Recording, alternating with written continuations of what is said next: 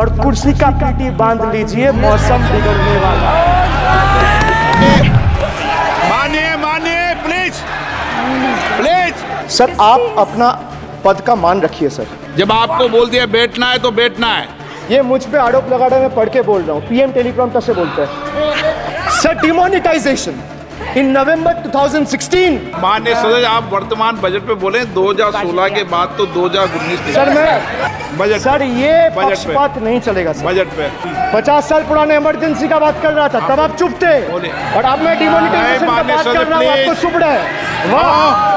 Waste Bengal के क्षेत्र से ऑल इंडिया तृणमूल कांग्रेस के सदस्य अभिषेक बनर्जी ने ओम बिरला से कर ली लड़ाई। अब ओम बिरला जी को तो आप सभी जानते होंगे, स्पीकर साहब हैं वो, पर वो ना बड़े पार्शियल ऐसे डिफरेंशिएशन करते हैं, मोदी जी की चाटुकारिता करते हैं। उनके लिए तो बड़े बड़े पत्रकार कह चुके हैं कि उन्हें इस्तीफा खुद से दे देना चाहिए, कि मेरी दलाली ना अब ज्यादा हो रही है, I want to resign by myself. Hey hi hello नमस्ते जी, सत श्री अकाल, अस्सलाम वालेकुम। मैं निधि शर्मा इंडिया से, और वेस्ट बंगाल के क्षेत्र से आने वाले जो मेंबर ऑफ पार्लियामेंट्स हैं उनको मैं दिल से धन्यवाद देना चाहूंगी, एक सलाम करना चाहूंगी, क्योंकि आज के टाइम पे वो लोग सभा में जो छा रहे हैं, जो मोदी शाह को लपेटे में ले रहे हैं, क्या ही कहने, चाहे महुआ मोहित्रा जी हो या फिर कल्याण बनर्जी जी या फिर अभिषेक बनर्जी जी या फिर सयोनी जी, ये सब लोग एक धाकड़ अंदाज में जनता की आवाज को एक्सप्रेस कर रहे हैं। वो उनकी खुद की आवाज थोड़ा ही है। जब भाजपा विभाजन करती है हिंदू मुस्लिम के नाम पे, वो उनकी खुद की आवाज होती है। फूट डालने की उनकी जो रणनीति है, जो वो ऐसी छिछली हरकतें करते रहते हैं, जैसे कि ठेलों पर नाम लिख करके मेंशन करना, जबकि असली बात यह है कि जो सच्ची में कांवड़िए हैं ना, उनके दिल में बिल्कुल भी ये फीलिंग नहीं है कि हमें किसी हिंदू की दुकान से फ्रूट्स लेने हैं या मुसलमान की। ये सारे भेदभाव तो बीजेपी ने ही क्रिएट करे हैं, बस पावर हासिल करने के चक्कर में। पर ये अपने इस मकसद में कभी सफल नहीं हो पाएंगे। ये अपना मकसद भूलते नहीं, और हमें भी इनका मकसद याद रहता है। इसीलिए तो हम हिंदू मुसलमान सिख ईसाइयों में प्यार बरकरार रहता है, क्योंकि यूं हमको ये नहीं बांट सकते। प्यार की इन बातों को ये नहीं काट सकते। नफरत की अगर बेड़ियां ये बांधना चाहेंगे तो उन जंजीरों को तोड़ देंगे हम, भारत को ऐसे ही जोड़ देंगे हम। स्वागत है आपका हमारी प्यार की दुकान पर। Truth is the honourable prime minister is on borrowed time. You all are on borrowed time. Mark my words. And I would like to end by saying, थोड़ा सब्र रखिए और कुर्सी का पीटी बांध लीजिए, मौसम बिगड़ने वाला है। Sir, demonetization. In November 2016, the union government demonetized 500 rupees and 1000 rupees currency notes. Ostensibly, क्या? आप no, you don't know that the demonetization was done in 2016. Sir, this government demonetized 500 rupees and 1000 rupees note. Sir ये मुझ पे आरोप लगा रहे हैं, मैं पढ़ के बोल रहा हूँ, पीएम टेलीप्रॉम्प्टर से बोलते हैं। सर प्राइम मिनिस्टर टेलीप्रॉम्प्टर से बोलते हैं। नेता तो मैं पढ़ के ही बोलूंगा सर। अपना नेता को जाके ज्ञान दो। अरे अपना नेता को जाके ज्ञान दो। चर्चा मत करो, आप अपनी बात कीजिए। आप अपनी बात कीजिए। Sir demonetization was brought to combat black money. It was brought to combat corruption. It was brought to combat terrorism. However, the move resulted in a severe cash crunch and significant economic destruction. Despite promises to eliminate black money, over 99% of the invalidated currency returned to the banking system, indicating the sheer failure of this initiative. So shockingly, counterfeit notes increased by 10.7% in 22, with fake 500 rupees note rising to 101.93% and 2000 rupees note by 54%. Sadly, 130 fellow Indians lost their lives due to heat and the strain of standing in long queues, falling victim to this eccentric decision. That's why we say E for eccentric. Now I come to the last letter. Sir, T. T for tragedy. माननीय सदस्य आप, T for tragedy.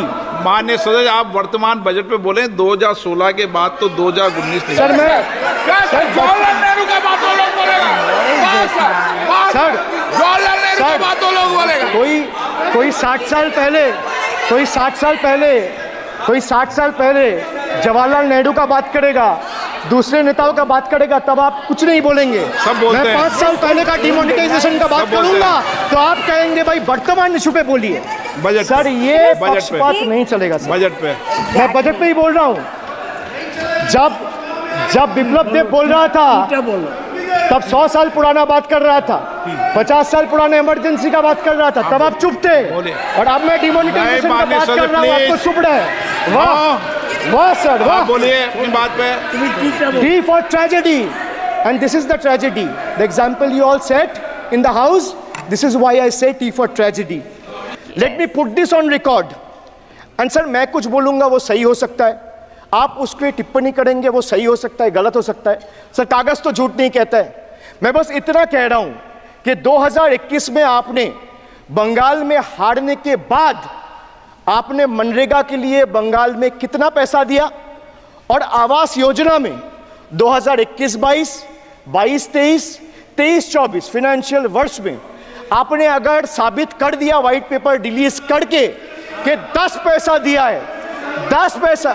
Sir देखिए मैं white paper मांग रहा हूं, ये चिल्ला रहे, अरे भैया व्हाइट पेपर दे दो, व्हाइट पेपर दे दो, कहानी खत्म। सर जिसके पास कागज नहीं होगा, सर व्हाइट पेपर मांग रहे, सर व्हाइट पेपर मांग रहे, चिल्ला रहे, इनके पास कागज नहीं है और पूरा देश से कागज मांग रहा है सीए का नाम पे। ये बीजेपी है। मानिए प्लीज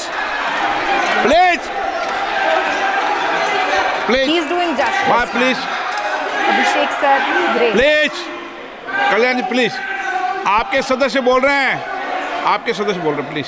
मैं एक चीज स्पष्ट कर देता हूँ सर। चेयरमैन सर ने बोला जो इस सदन की मेंबर नहीं है, 1 मिनट सदस्य नहीं है। 1 मिनट सर एक बार सुन लीजिए। 1 मिनट प्लीज, माननीय सदस्य आप भी बैठ जाए।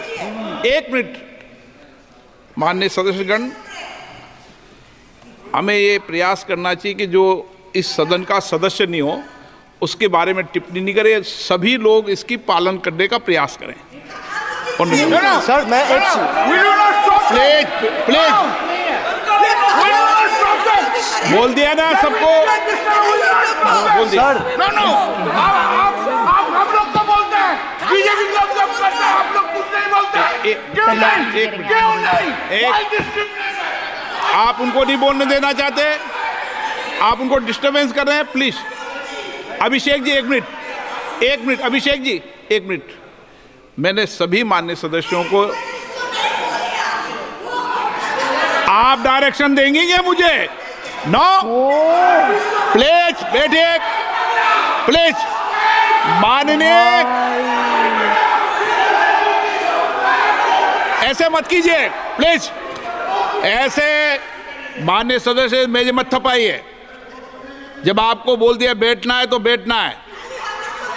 अभिषेक जी मैं एक चीज से स्पष्ट करता हूँ। ऑनरेबल चेयरमैन सर ने बोला जो इस सदन के सदस्य नहीं है, कोई भी सदस्य उनके खिलाफ कोई टिप्पणी नहीं करेगा। सर मैं आपसे इतना पूछना चाहता हूँ, पश्चिम बंगाल के चीफ मिनिस्टर ममता बनर्जी सदन के सदस्य है? नहीं है, तो उन्होंने क्यों टिप्पणी किया? सर आप अपना पद का मान रखिए सर, उनको उठ के बोलिए माफी मांगेगा। Then I'll continue my speech. No sir, you have to intervene. Sir, you're the speaker. You are the speaker of this house. No sir. 1 minute please, मैं हाथ जोड़ के बड़े जंतु, আমি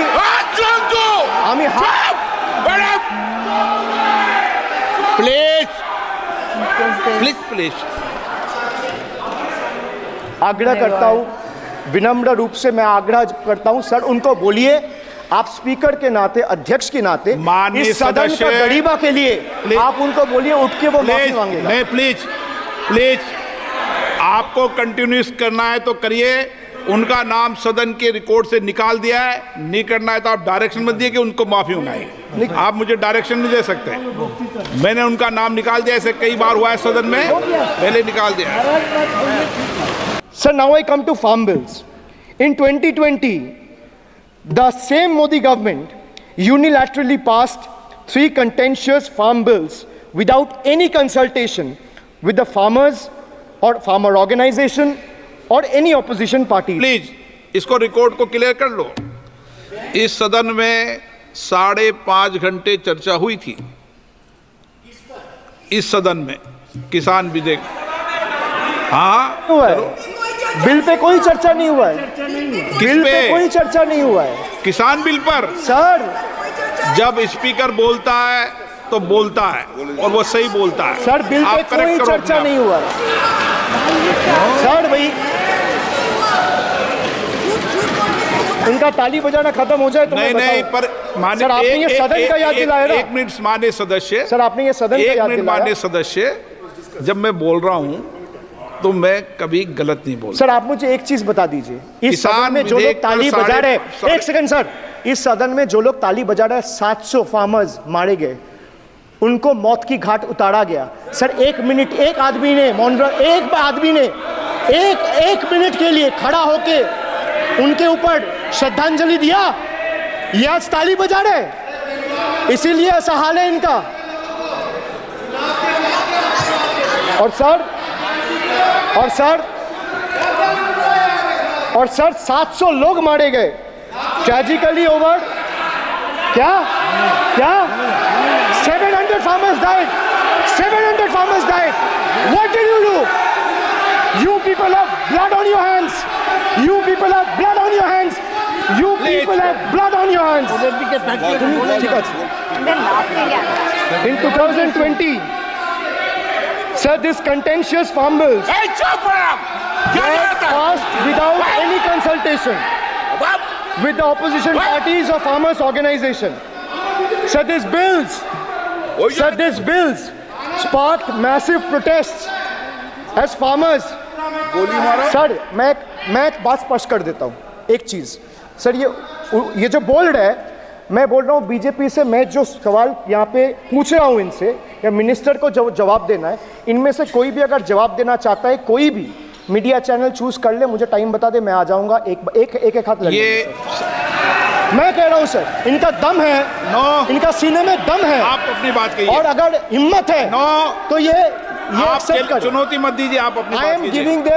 I am challenging them to come. आप चुनौती मत दीजिए सदन में, and debate with me. ये बार चुनौती देना, या चुनौती सदन में नहीं। एक मिनट, हाँ आप बोलिए। हाँ, एक नहीं बल्कि 3 बार अनपार्लियामेंट्री लैंग्वेज का इस्तेमाल करा है। 2021 की आप ही की रूलिंग है, बिट्रेड शब्द और बिट्रेड अनपार्लियामेंट्री कैटेगरी में आता है, वो इसका इस्तेमाल नहीं कर सकते। इसके अलावा उन्होंने मिनियन शब्द का इस्तेमाल करा जो आपत्तिजनक है। इन्होंने व्यक्तिगत टिप्पणी करी हमारे यशस्वी प्रधानमंत्री श्री नरेंद्र मोदी पर, और इसेंट्रिक शब्द का इस्तेमाल करा। मेरा आपसे निवेदन है कि इन दोनों के लिए, इनको तीनों बातों के लिए इनको माफी मांगनी चाहिए, और रिकॉर्ड से ये तीनों शब्द एक्सपंज होने चाहिए।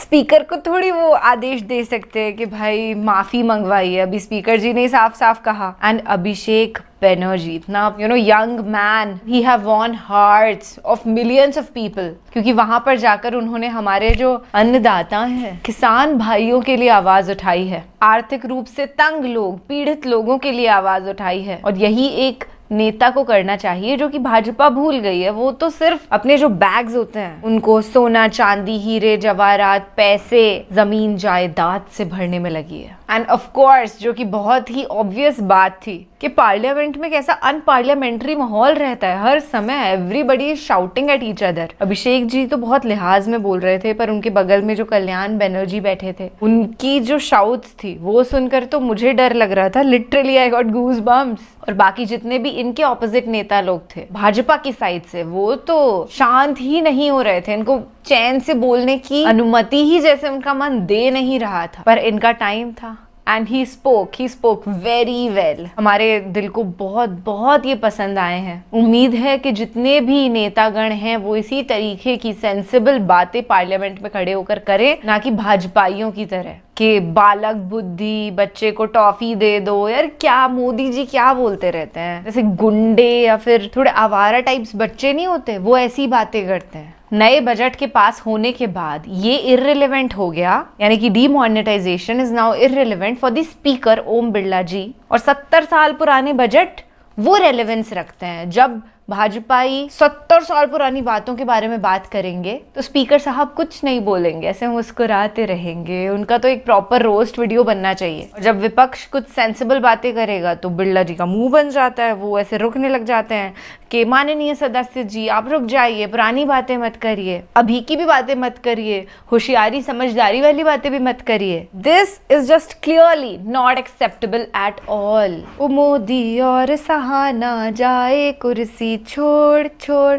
छोड़। इन अपकमिंग 5 years में तो ये रेलेवेंट रहने ही वाला है। उसके बाद तो मोदी जी को कुर्सी छोड़नी पड़ेगी। अब वैसे भी मोदी जी ऐसे नहीं कह सकते कि भाजपा सरकार है, क्योंकि है ही नहीं, एनडीए की सरकार है। अभिषेक जी का प्रोत्साहन करते हुए मैं इस वीडियो पर पूर्ण विराम लगाना चाहूंगी, पर हमारी मुलाकात ऐसे ही बरकरार रहेगी क्योंकि हम सच के साथ खड़े हुए हैं और सच्ची खबरों के साथ मिलना बेहद जरूरी है। मेन स्ट्रीम मीडिया को मत सच मान बैठना मेरे दोस्त, क्योंकि आज भी वो गोदी हैं और जब तक मोदी जी हैं वो गोदी में आराम करेंगे। अच्छी खासी दलाली का मोटा पैसा मिल रहा है और फिर चाटुकार लोगों को तो वही पसंद आता है। सब कोई रवीश कुमार जी या विशाल शर्मा जी या प्रज्ञा मिश्रा जी जैसे ईमानदार थोड़े ही होते हैं। चलिए ख्याल रखिएगा अपना और अपने सभी घर वालों का। खुश रहिएगा और सच के साथ खड़े रहना। जय जवान, जय किसान, जय संविधान।